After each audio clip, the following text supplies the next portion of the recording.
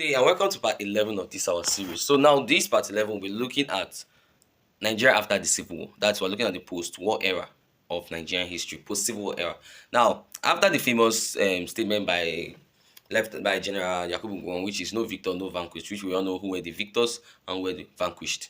So in 1970, the three R's started, which is the principle of reconstruction, reconciliation, and rehabilitation. Also, in 1972, General Yakubu Gowon set up what is known as the NYSC, which is still in existence till today.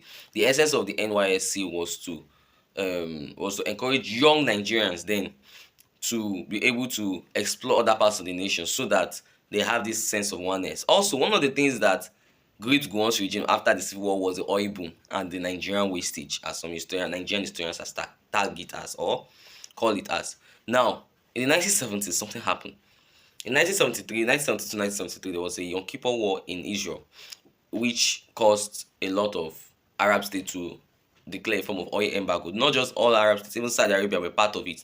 So when they declared that oil embargo on Israel, it also affected Western companies that everybody now had no choice than to come and buy Nigerian oil. And we all know the simple rules of demand and supply. When the demand is high and the supply is low, the prices goes up. So Nigeria, let's assume Nigeria used to sell their oil 10 naira per barrel. 10 naira per barrel of oil. So due to the fact that there was oil scarcity and shortage, and most industries in the 70s needed oil, everybody was not turning to Nigeria because Nigeria was not involved in anything. So Nigeria started selling, let's assume they were selling $10, they're not selling like $20 per barrel, doubling the price. So this was seen as the oil boom. So much money came into the Nigerian government that Gowon said one thing which was very so stupid, which was Nigeria had so much money that they don't know how to spend it. Now let's leave that aside. Also, it was this period that Nigeria now started sponsoring a lot of projects outside the country. We started giving ANC more money, Fremilo more money, MPLA more money, and other loans, aids we give to other countries like Zambia and the rest.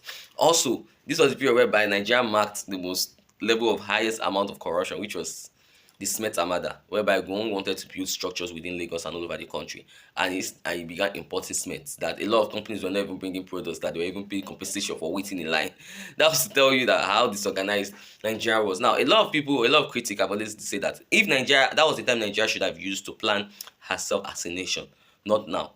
That if Nigeria had used that period to build railways, bus lines, and roads network across the country. That was the best time Nigeria should have done that. But anyways, Nigeria is still a young country. We still have enough time to build more.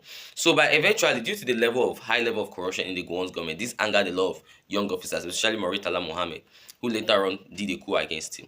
Also, Gowon also failed to stick to his promise of returning back to civilian rule in 1973, and he shifted this. So in 1975, when he was in Kampala, Uganda, for a international African summit, Mauritala Mohammed and many other officers silently did a coup against him and took over government. So in 1975, General Mauritala Mohammed became the third head of state of Nigeria.